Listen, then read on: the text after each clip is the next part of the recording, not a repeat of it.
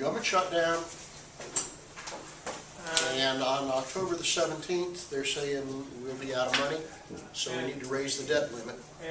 The Republican Tea Party types are saying no, no, and no, which means we could find ourselves in a situation where we cannot pay our bills or pay the interest on our bonds, and our credit rating would be hurt, the interest rates would go up, the economy and its recovery is fragile, and it would, I think it's going to trigger a decline in the economy at the very time we don't need it. So, for me personally, this is the most stupid thing I've ever seen Congress do in my life, or in my knowledge of American history. Extremely short-sighted and unwise. But that's just an opinion, right? Hang around, let's see the results. What else going on? I was kind of confused on the quiz when we have those multiple scenario type things, when we're looking at the actual equation, but we're also looking at the scenario when we're comparing, what was it? It said price B falls, and then it was asking about the market for A, like comparing the products. Like, so I wanted to look at another example for a dual scenario like that. Could you read that question to me just quickly? It said if the, what does sigma mean again? The little sigma sign? Cross price elasticity? Yeah. A comma B? Yeah. Okay. Equals negative 0.24. Okay. And the price of B falls 6%. Okay. And then at the same time, incomes fall 4% when the Income elasticity. equals negative 1.30. What will happen in the market for A? And that's the income elasticity for A. Okay. The numbers in this particular problem, these percentage changes are not going to be terribly useful. What we're trying to pull out of this instead is, when we look at this part, we say, well, A and B have a negative cross elasticity, so they are complements.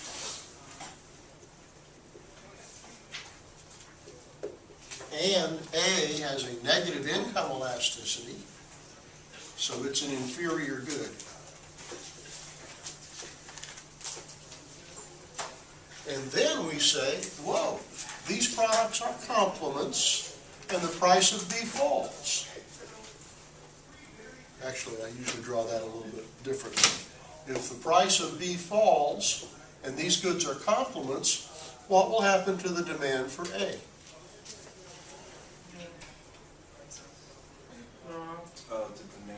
The price falls, demand will increase. The demand for A will increase. It's cheaper to buy B, so we're going to buy more of that, and we're going to need more A to go with it because they're complements. We're going to see an increase in the demand for A. And then we say they're inferior goods, and incomes fall. So the demand increases again, right? So demand will increase here as well. Less money, inferior goods. And the percentage changes up here were just to try to confuse you. And so you could spend 10 or 15 minutes cranking out numbers, it wouldn't be any good for anything. So trying to see through these kind of problems to what is germane and what is just fluff is important. You make a good point. In this case, we get consistent answers. If instead we had said this was a normal good, So that it would be a positive at that point, right? yeah, if it were positive, it would be normal, which means when incomes fall, demand decreases. And if you saw both of these things happening at the same time, what could you conclude? That the demand would be ambiguous and Yeah. the price would go down. Is that- Demand's ambiguous. We don't know whether anything's going up or down. We don't know nothing. We have counteracting forces on the demand curve. Okay. And so the answer would read something like, nothing can be determined, or everything is uncertain. Everything is uncertain. Yeah, welcome to life. Now, would you state as like one answer, demand increases, demand decreases, sales increase, sales decrease? Not really, because what I'm saying is, these are happening at the same time, and we don't know which one's more powerful. And they are exactly offsetting. Because I So said even though we have sales the numbers? increase, and I wasn't sure. Say again? I said sales increase, and so I wasn't sure if I'm using the wrong wording. I No, should more. sales would increase from here, but sales would decrease from this. Right. So we conclude, we don't know what's gonna happen. Okay.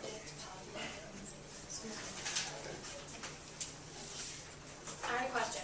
Yes, So ma'am. even though we have the exact numbers of what's happening, we still wouldn't be able to determine which of the demands would be more powerful?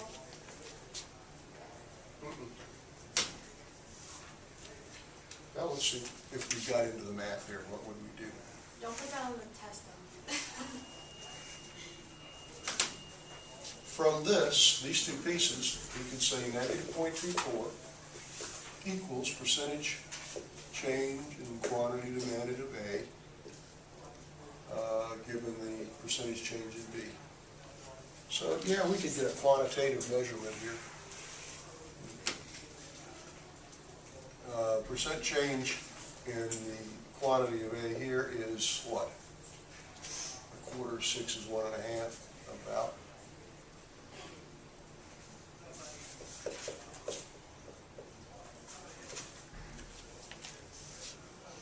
So we see an increase in quantity demanded of 1.5%.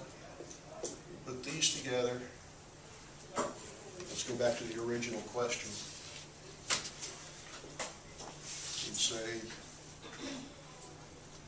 -1.3 is the change in A over the change in B.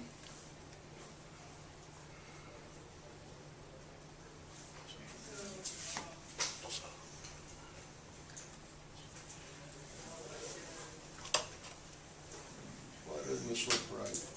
You got 5.2.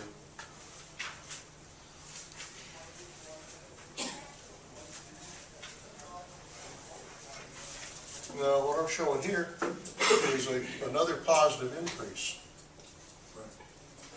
But didn't our answer, or did our answer have them both go the same way? Yeah.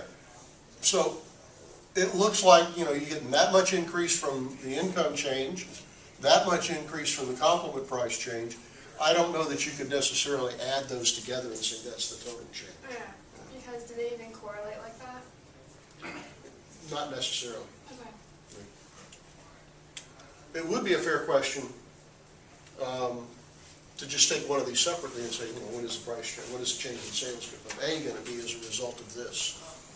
So if it was separate and not combined, then Yeah. you'd be able to ask those specific questions? Exactly. Okay. Okay?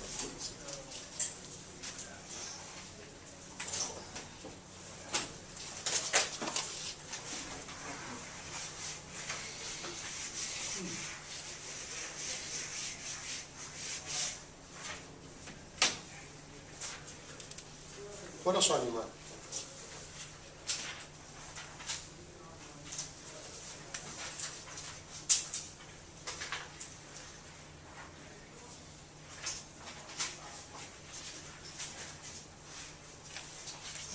You see the U.S. office for speaking to John Boehner on Sunday morning, No, I didn't. and No, I just, from what I've seen of John Boehner, he's pretty well under the thumb of the Tea Party, and he's afraid to do anything contrary to him, even though the mainstream Republicans are very much opposed to what the Tea Party's trying to do. But Boehner he's trying to keep, what he's afraid of is if he shifts back over and supports mainstream Republicans, that the Republican Party is going to fracture. And as a result, in the next elections, the Republicans will lose the House of Representatives. And that's what he's trying to avoid. He's trying to keep them together in some semblance. it was on the Obama campaign, he said he was for Obamacare and everything, and now he contradicts what he said Well, what I'm seeing, and what I'm trying to stay tuned to is, what are the polls saying? Who are Americans blaming for this shutdown in Congress? Are they blaming the Republicans and the Tea Party? Or are they blaming the Democrats? Because the Republicans are trying to put the message out that Obama won't negotiate. But why would you be negotiating about a law that's already been passed with a minority group in one house of Congress? That's not how you get a law changed, through extortion. And I'm waiting, the little bit I've seen is that the polls I've seen, 3 of them, that the Republicans are being blamed for most everything that's going on here. And so now the Democrats are starting to froth at the mouth because, what, a year from November, we have elections for the House again, and everybody's up for re-election, and the Democrats are thinking, damn, if we can keep the Senate and then take away a few seats in the House, we can control the House too. So it's getting interesting, but you know, what's the Chinese saying? May you live in interesting times? That scares the hell out of me. Okay, new topic. You ready? Utility.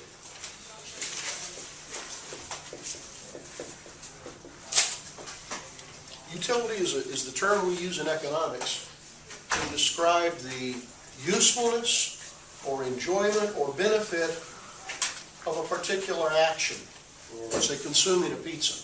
How much utility do you get for eating one piece of pizza? It's a mythical measure. It's not something we can quantify. But we say, how much did you enjoy that pizza? And if we had them, we could measure it in utils. Again, a made-up measurement. I got 15 utils out of eating that one piece of pizza. Okay, cool. Utils. Yeah. What we're looking at is how utility, enjoyment, benefit affects behavior. And we do that by looking at marginal utility. Marginal utility is how much did you enjoy the last piece of pizza that you ate. That's the extra utility, the extra benefit you got from eating one more piece of pizza. One more, the extra. And so the concept of marginal in economics is absolutely critical. We think of everything happens at the margin. Let me ask you this. Why did you come to class today? Because we have more noodles. Obviously so. Stating the fact that, in fact, the marginal utility that you get from coming to class was more than the marginal utility you were going to get from not coming to class.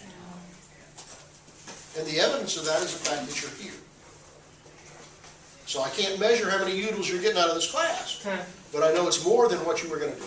Otherwise you wouldn't be here. Except we've got to weigh in one other thing. What we're looking at is, what was your marginal utility for coming to class versus your marginal utility for whatever else you were going to do. You know? Let's call that, I don't know, what else, what would be your second best choice? Sleep? And the other thing we have to consider, though, is what is the price or the cost, let me call it the cost. What was the marginal cost of coming to class compared to the marginal cost of sleeping? And you had to decide, and because you are here, I know this is true. I know that the value or the utility compared to the cost was more than staying home and sleeping. Otherwise, you would be home sleeping. Now, how do we measure marginal utility? We can't quantify it. Can we measure the marginal cost of your coming to class? To a point. You know, we can measure how much money did it cost for gasoline, etc. But there's also other non-quantifiable measures in here, like how big a hassle was it to drive through traffic or find a parking spot? How, you know, what was the, you know, of having to get up earlier than you wanted to? You know, how much pain or cost did that cause you? And then we try to measure these as well. But here's the thing, to me. While the economics textbooks make a big deal out of using this to determine how much people buy of a particular good. You walk into the restaurant, you got $10, and pizza is $1 a slice, and beer is $2 a glass, and you're going to spend all your money. So how much of each would you buy? And economists get really into that kind of stuff on how you make these choices. Remember choices? Okay, it's a deeper look at choices. I think it's more interesting rather than talk about consumption, how much beer and how much pizza. I think it's a lot more interesting talking about the decisions you make in life. If we had a person for whom this is true, what is that telling you? They didn't go to class. They're not here. This was true for them, so they chose sleep. Missed class. To me, the real interesting part of this is, suppose this was a friend that you were trying to help who was failing out of school.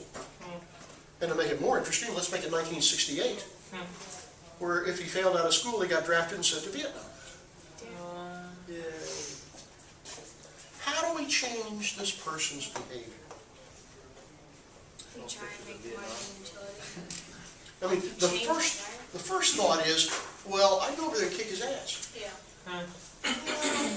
That's not necessarily the best route. In economics, if we remember this kind of thing, there's 4 different things you can look at here, right? How can I raise for him the marginal utility of coming to class? How can I cause him to enjoy that more? Any ideas? Coming to class, you get exercise. Okay, This attendance, you get grades for attendance. okay. As the instructor, I can offer points for attendance, but I don't really give a damn. I'm not going to go to that much hassle. He's your buddy. What are you going to do with him? Show them pictures of the war.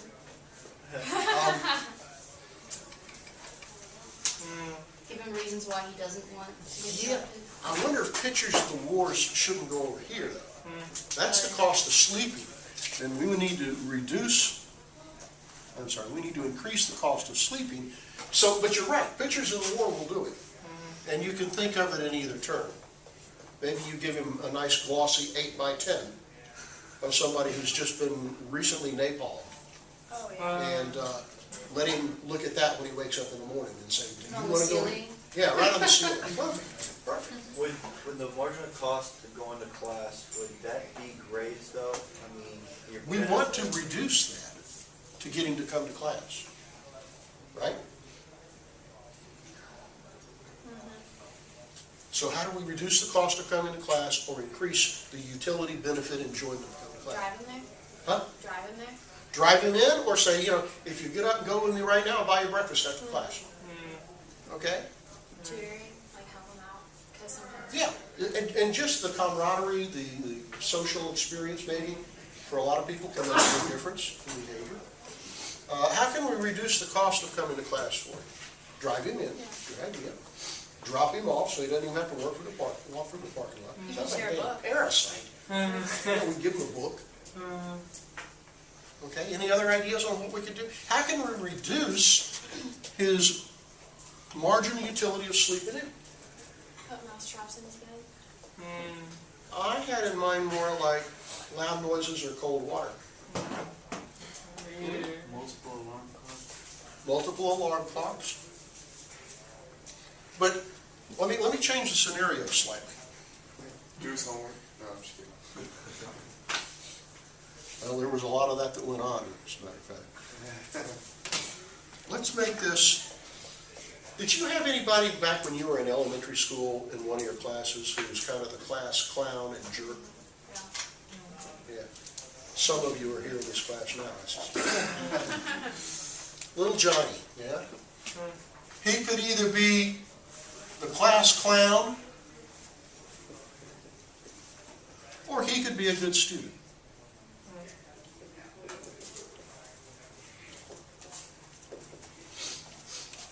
Because he's being a clown, is this true?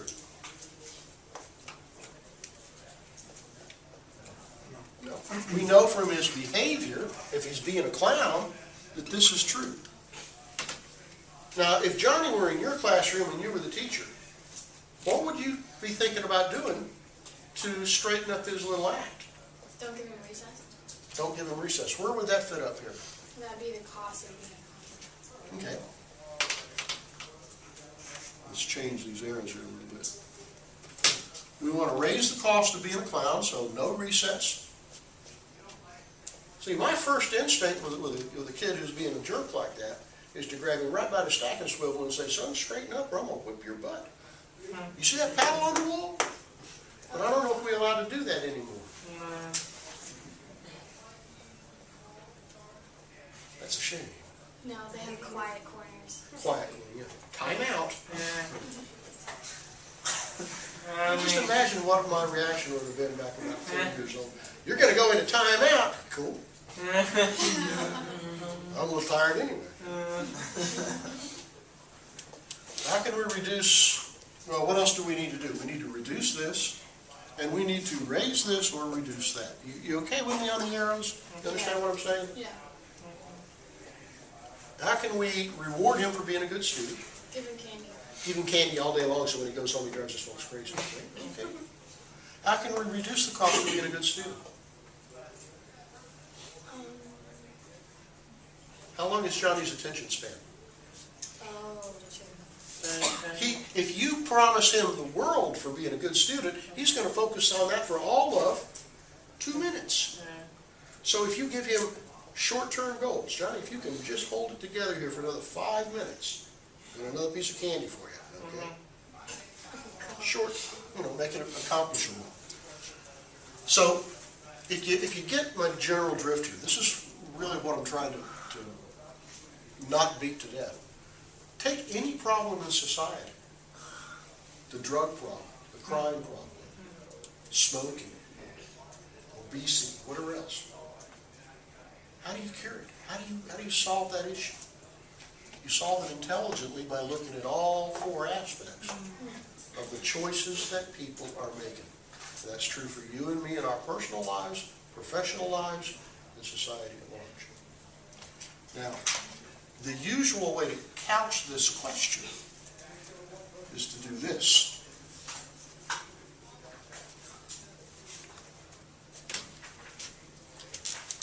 Joe walks into the restaurant and he orders some spaghetti.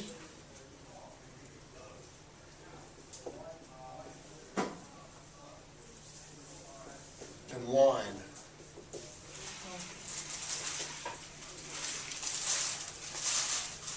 In order to maximize his total enjoyment of spaghetti and wine, what he would be trying to do, now these are 2 positive things, not one positive, one negative. In order to make things as maximally useful or enjoyable as possible, that's what he's trying to do. So that if he gets to this point, any more spaghetti, if he eats more spaghetti, this will go down. And in order to eat more spaghetti, he'd have to have less wine, that would go up, and they would be out of balance. So if you walked in on a test question, and it said, here's Joe's experience at the restaurant, what does Joe need to do to increase his total utility? Does he need to drink more wine and less spaghetti, or more spaghetti and less wine? More spaghetti. Which one's he enjoying the most? Wine. Then he should drink more wine. Because what happens? Let's say that he's having, this is 3 bowls of spaghetti and 4 glasses of wine. If he has a 5th glass of wine, he'll have to give up some spaghetti. So, I left a term out I meant to explain to you. What happens when you consume more of a product? Do you enjoy each unit more and more and more? No, you enjoy it less and less. You enjoy it less and less and less. I mean, the first beer when you're really thirsty, pretty good. Second beer, not bad. Third, fourth, okay? We call that diminishing marginal utility. The more you consume or do something, the less you enjoy each extra unit or consumption. On my 30th birthday, I was refereeing a soccer game down at the Swamp, the field there in Florida, and it was artificial turf, You know what artificial turf is like when the temperature's 105 degrees outside? You can feel the heat coming through your shoes. This is the middle of September. And you get down in that stadium and there's no breeze, and the heat's just baking up, and a soccer game is 45 minutes to the half, a 5-minute halftime, and 45 minutes again. So I knew I would be running somewhere between 3 and 5 miles that day in that environment. But having been there before I got to the game, I bought a 6-pack of St. Pauli Dark, put it in a bucket, poured ice over it, put a piece of canvas over it and soaked it, and I had that sitting in the trunk of my car waiting for me for when I finished. For real. Do you know how good that first St. Pauli Dark was? Incomparable. It was the best beer I've ever had. Do you know how good the second one was? It felt like it was just as good or darn close. How about the third one? Didn't have that impact, you know. Still good. I drank it. And even, you know, as you keep going, right? So everything is subject to some diminishing marginal utility. So as he eats or drinks more wine, what happens to the marginal utility of glass 5 compared to glass 4? It gets smaller. And if he eats only 2 bowls instead of 3 bowls of spaghetti, that gets larger from the second bowl. He has more utility in the second bowl than he has in the third.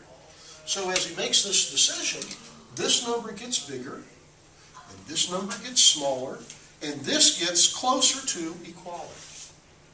And that's how I want you to be able to recognize this on an exam. When I tell you, here's what's going on, whichever way I draw the line, you know, tell me which one you should consume more of and less of, and be able to rationalize or discuss it. Diminishing marginal utility. Question for you. Is money subject to diminishing marginal utility? Yeah. As you get more money, does each dollar have less value to you?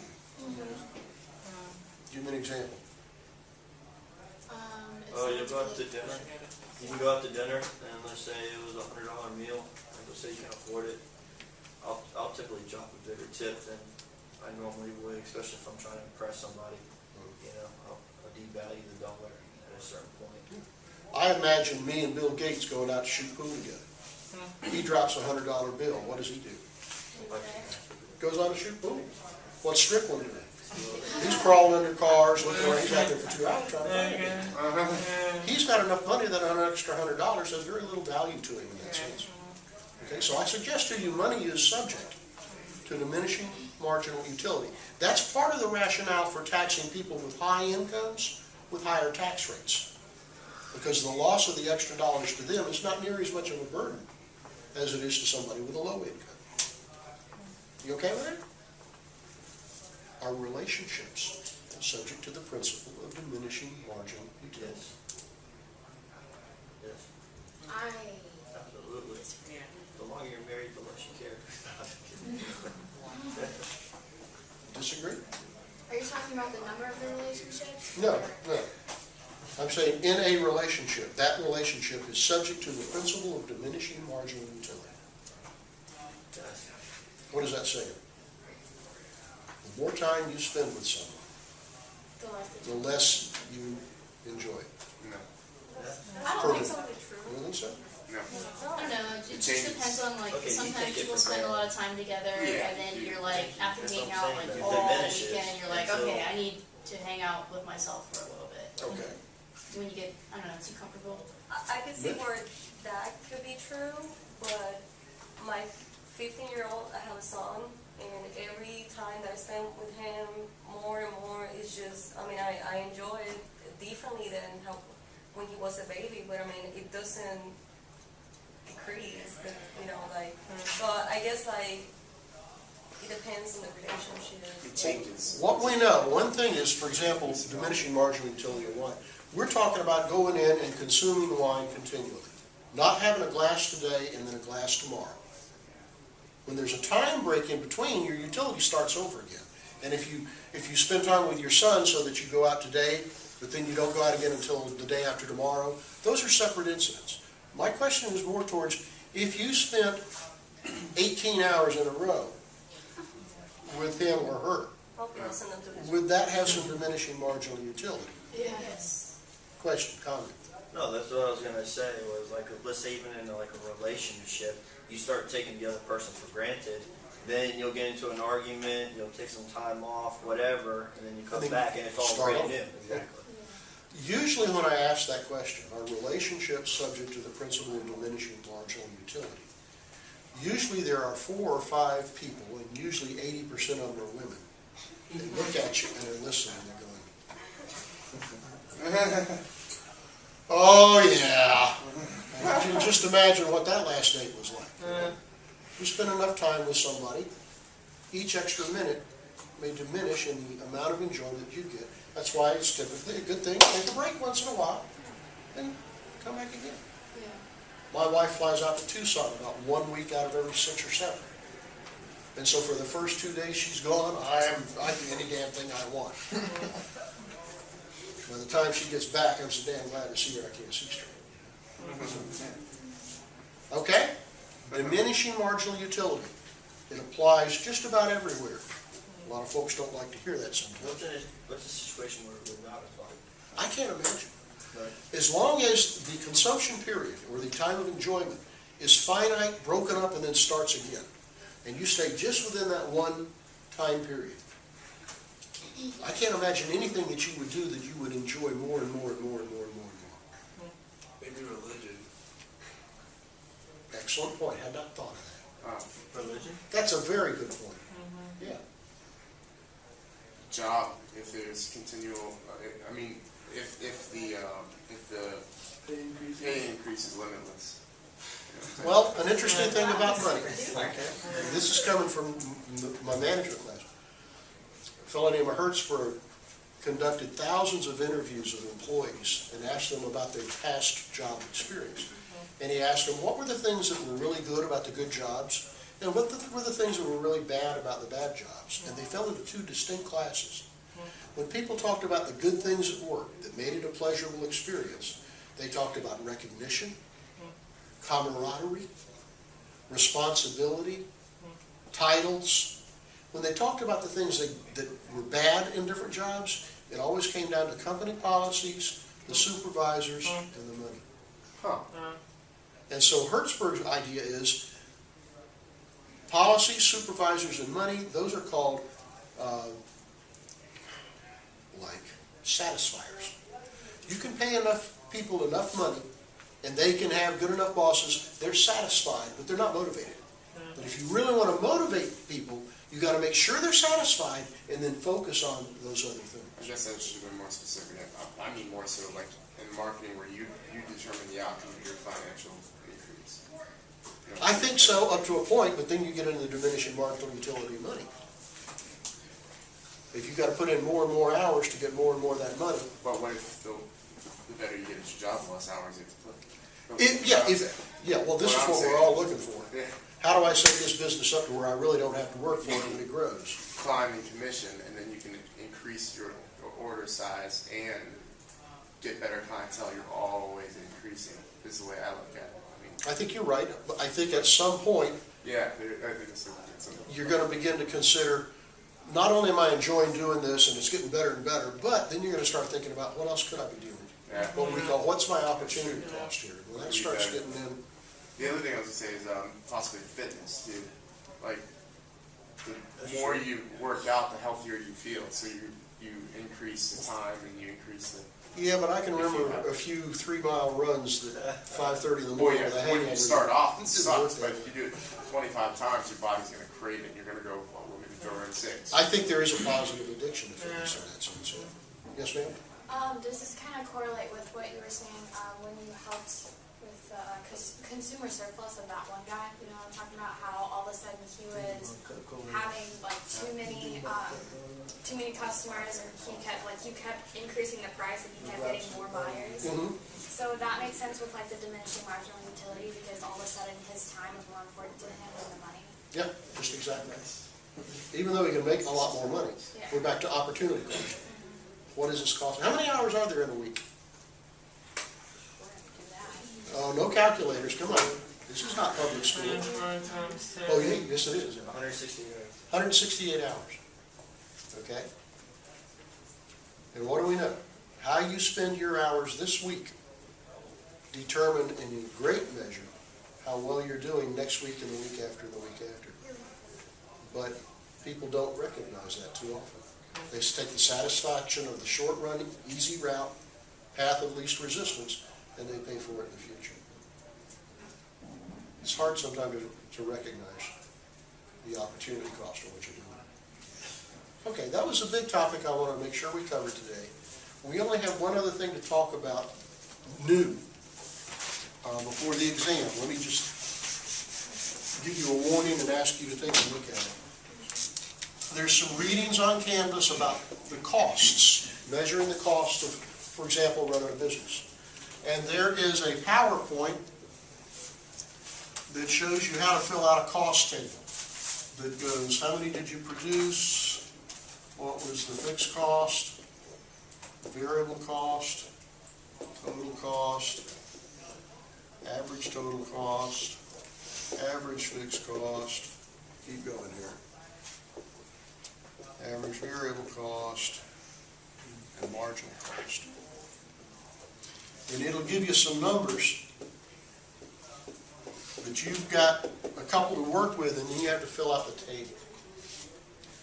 So I need you to sit down and watch that PowerPoint on how those numbers are calculated. Okay? Once you, it's one of those things that once you see it, it's childishly simple. Until you see it, it's just not close. Okay? So take a look at that cost table. Take a look at the discussion on costs, economies of scale, and diseconomies of scale.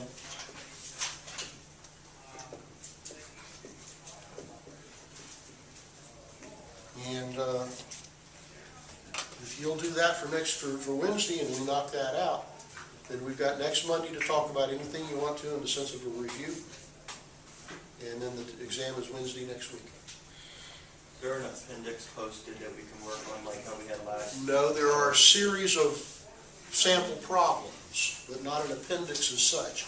It says materials for exam 2, Okay. and it's got stuff on elasticities, and then it's got problems on elasticities with answers. So, yeah. And I'd get through those as soon as you can. If we can do some of those next class, then so much the better. For the online class, their exam is Tuesday night At 7?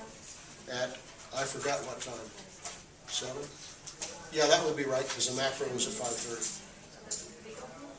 Probably P building.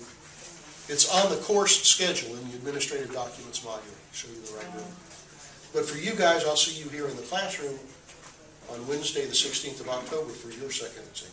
Okay? Other questions, comments? It's been real. Thank you.